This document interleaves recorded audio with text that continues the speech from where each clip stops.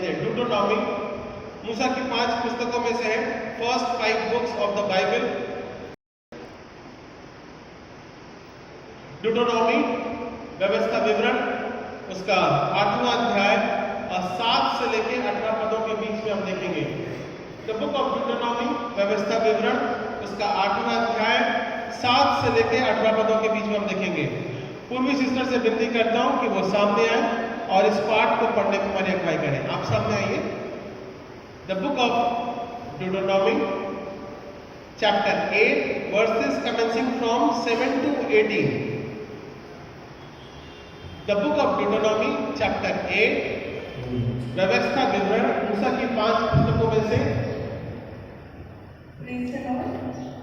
आइए हम परमेश्वर के वचन में जाते हैं। क्योंकि तेरा परमेश्वर यहोवा तुझे एक उत्तम देश में ले जा रहा है, जो जल की नदियों का और तराइयों और पहाड़ों से निकले हुए गहरे गहरे समुद्रों का देश है। फिर वह गेहूं जो दाखलताओं, अंजीरों और अनारों का देश है, और तेल वाले जैतून और मधु का भी देश है। उस देश में अन्न की महंगी न होगी और न उसमें तुझे किसी पदार्थ की घटी होगी। वहाँ के पत्थर लोहे के हैं और वहाँ के पहाड़ों में से तू तांबा खोदकर निकाल सकेगा, और तू पेट भर खाएगा और उस उत्तम देश के कारण जो तेरा परमेश्वर यहोवा तुझे देगा उसे धन्य मानेगा। इसलिए सावधान रहना, कहीं ऐसा न हो कि अपने परमेश्वर यहोवा को भूलकर उसको जो आज्ञा नियम और विधि में आज तुझे सुनाता हूँ उसका मानना छोड़ दे।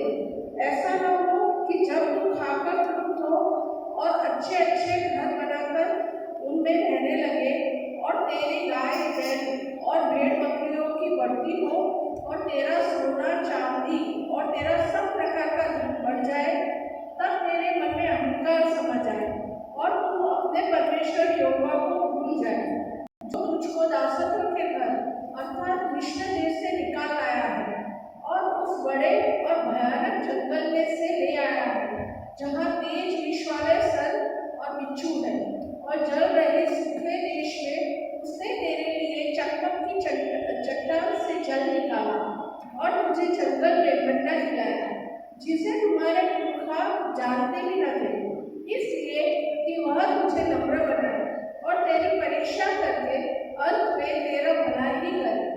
और कहीं ऐसा न हो कि तू सोचने लगे कि यह संपत्ति मेरे ही सामर्थ और मेरे ही उज्ज्वल से मुझे प्राप्त हुई, परंतु तू अपने परमेश्वर यहोवा को स्मरण रखना, क्योंकि वही है जो तुझे संपत्ति प्राप्त करने की सामर्थ इसलिए देता है कि जो वाचा उसने तेरे पूर्वजों से शपथ खाकर बांधी थी उसको पूरा करे, और जैसा आज प्रकट है।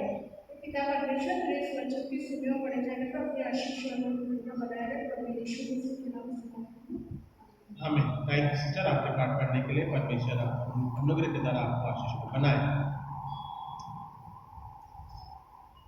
ये समय होगा कि हम आराधना में जाएंगे, परमेश्वर के वचन के जीवन के रूप में आत्मिक जीवन की हम तैयारी करेंगे, और मैं आराधकों से विनती करता हूँ